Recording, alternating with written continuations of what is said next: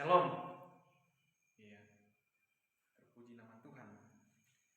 Nah, pembacaan kita pada saat ini saya telah pilih dari Yohanes 3 ayat 16.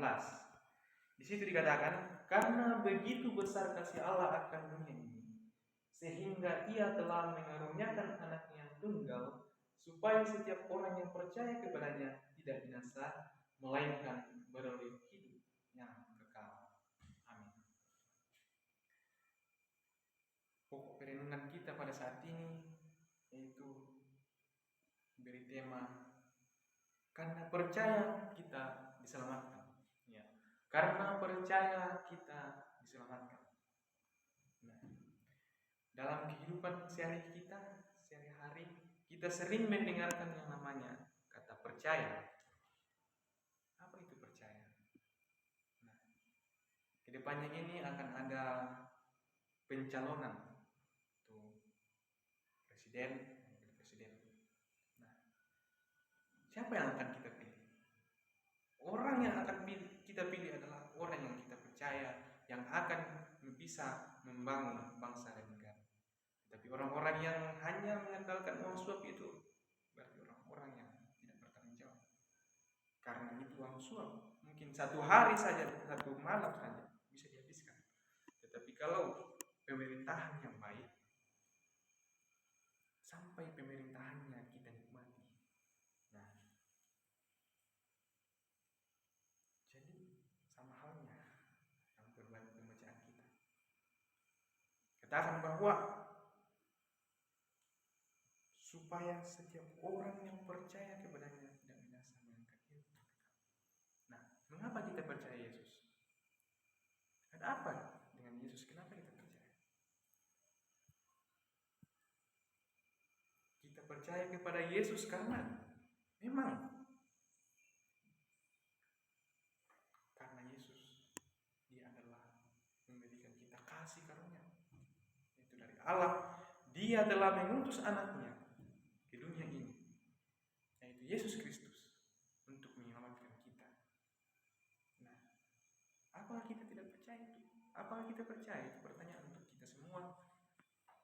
Nah, kita sebagai umat Kristen yang percaya, kita harus percaya kepada Yesus, bahwa Dia sudah datang, Dia sudah menggantikan posisi kita di kayu salib. Karena sesungguhnya kita yang akan disalibkan di kayu salib, tetapi karena kasih-Nya kepada kita semua umat manusia, Dia mengutus anaknya datang ke dunia ini untuk menebus dosa kita. Sebenarnya kita sudah tidak layak masuk surga Bapa serta yang sama dikasihi oleh Yesus Kristus.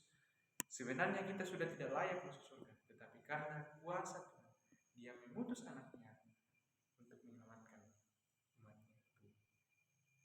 Yesus Kristus yang diutus. Nah, tugas kita adalah percaya kepadanya. Nah, saya mengundang Bapak Ibu untuk membaca. Nah, sama-sama membaca Yohanes 3 ayat 36. Di situ dikatakan bahwa barang siapa percaya kepada anak, ia beroleh hidup yang kekal. Tetapi barang siapa tidak taat kepada anak, ia tidak akan melihat hidup, melainkan murka Allah tetap ada di atasnya. Bagaimana kalau kita tidak percaya dengan anak? Di sini dikatakan anaknya itu Yesus Kristus. Jadi kalau barang siapa yang tidak percaya kepada anak, dia akan murka.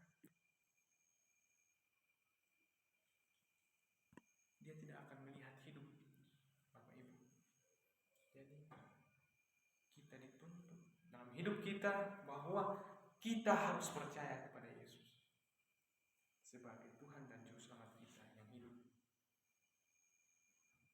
Nah, dalam Efesus 2 ayat 8-9, Efesus 2 ayat 8-9 dikatakan bahwa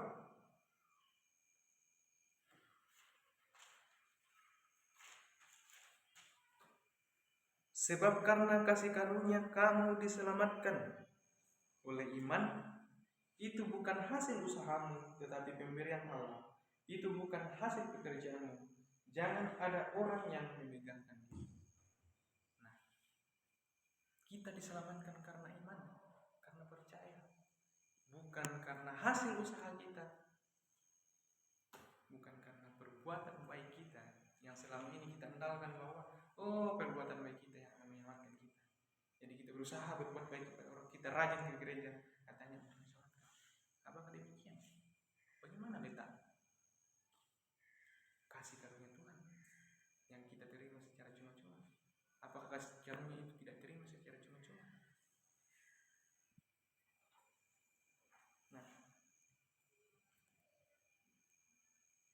di situ jelas sekali Bapak Ibu serta jemaat bahwa kita jangan mengandalkan diri kita. Karena kalau perbuatan kita mau diandalkan, apakah kita bisa menghitung perbuatan baik kita dalam setiap harinya? Maka apakah ada kepastian masuk surga di dalam diri kita kalau kita mau menghitung itu? Kalau kita belum tahu berapa dosa kita, kita belum tahu berapa perbuatan kita, perbuatan baik kita, apakah kita bisa menyatakan ada kepastian dalam kehidupan kita? Nah, umat Kristen ada kepastian, yaitu karena kasih karunia Tuhan. Jadi tugas kita apa? Sebagai umat manusia, yaitu percaya saja kepada Tuhan.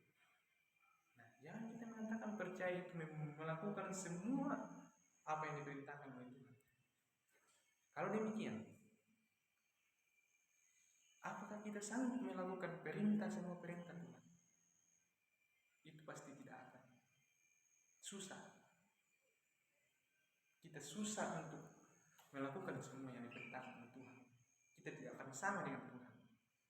Tadi pertanyaannya, apakah itu akan selamat kalau begitu? Kalau kita mengandalkan Tuhan. Karena manusia selama hidup dalam kedagingan, dia tidak akan luput dari dosa. Nah, bagaimana kalau berdosa? Mengaku pada Tuhan bahwa saya sudah berdosa, ampunilah saya. Itu namanya memperbaharui diri. Bagaikan saya analogikan kepada ayam yang jatuh ke kolam itu. Kalau orang-orang yang sudah mengenal Tuhan, berarti dia sudah percaya kepada Tuhan itu. Kalau dia melakukan kesalahan, dia akan sadar. Seperti ayam yang jatuh kepada kolam itu, dalam kolam, dia akan sadar bahwa ini bukan tempat saya. Ini adalah ancaman bagi saya. Maka dari itu, dia berusaha keluar dari air itu. Tidak seperti bebek. Bebek itu kalau masuk air itu, senang dia. Dia terus menyelam ke sana sini karena dia tahu bahwa ini bukan ancaman. Tetapi kalau orang yang sudah bertobat itu bagaikan ayam yang sadar bahwa ini bukan tempat saya. Tempat saya adalah darat.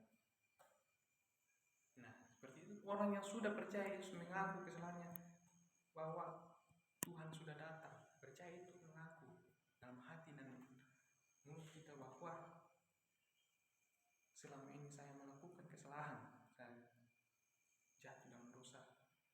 Tapi saya sadar bahwa Tuhan sudah mengampuni saya. Tuhan sudah datang untuk menebus dosa saya. Saya percaya itu. Saya mau hidup bersama dengan Tuhan, hidup menurut perintah Tuhan. Itu merupakan suatu kepercayaan dalam kehidupan kita. Kita mengaku dalam hati dan pikiran kita. Nah, seperti halnya dalam Yohanes 10 ayat 9 juga dikatakan bahwa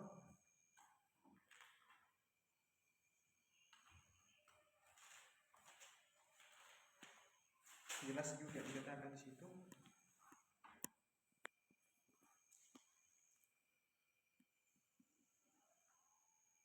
Akulah pintu, barang siapa masuk melalui aku, ia akan selamat, dan ia akan masuk dan keluar.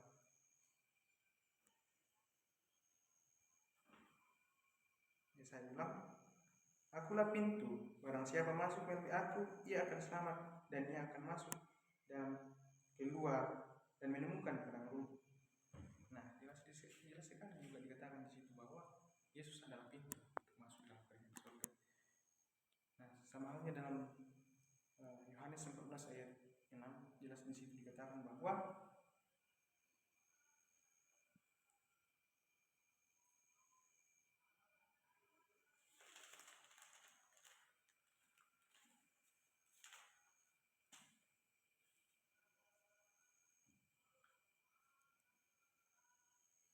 kata Yesus kepadanya, "Akulah jalan dan kebenaran dan hidup. Tidak ada seorang pun yang datang kepada Bapa kalau tidak melalui Aku." Jadi tidak ada orang yang bisa sampai kepada Bapa jika tidak melalui Yesus. Nah, jelas juga dikatakan dalam Titus 3 ayat 5.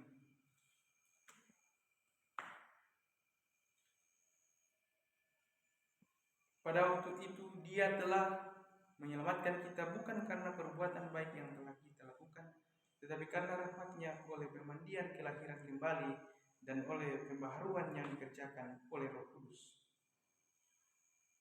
Nah, juga dibahas dalam Titus 2 ayat 11-12.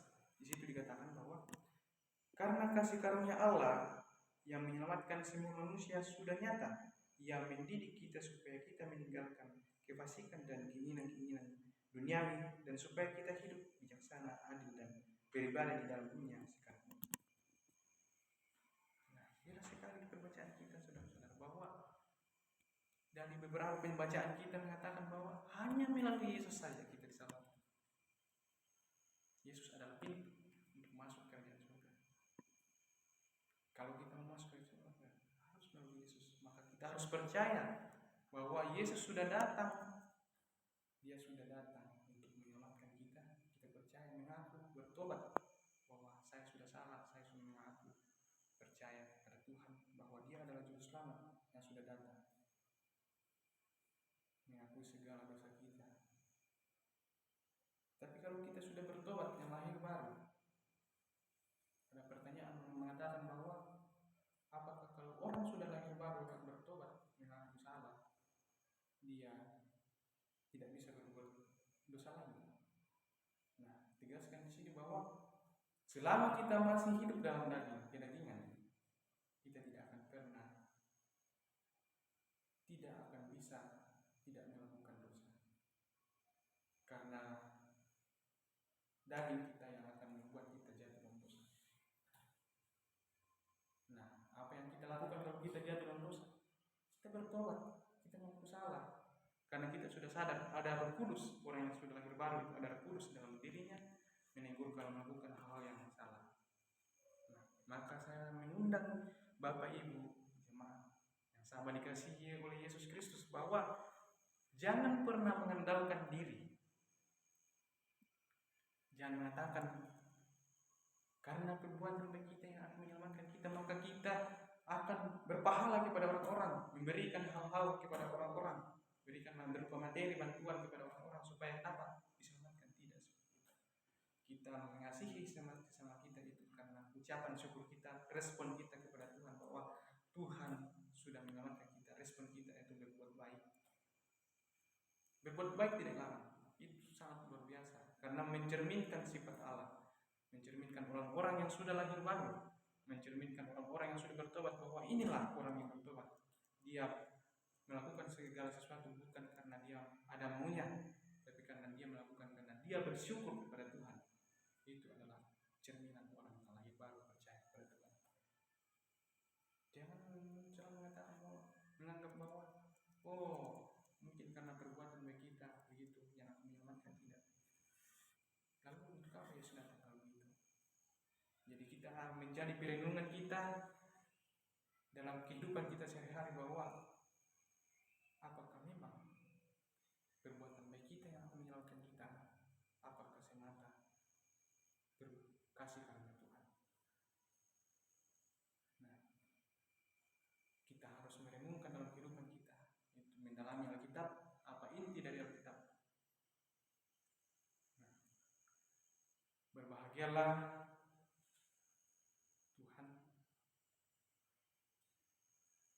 Tuhan yang terpuji, dan siapa yang mendengarkan firman Tuhan dan melakukannya.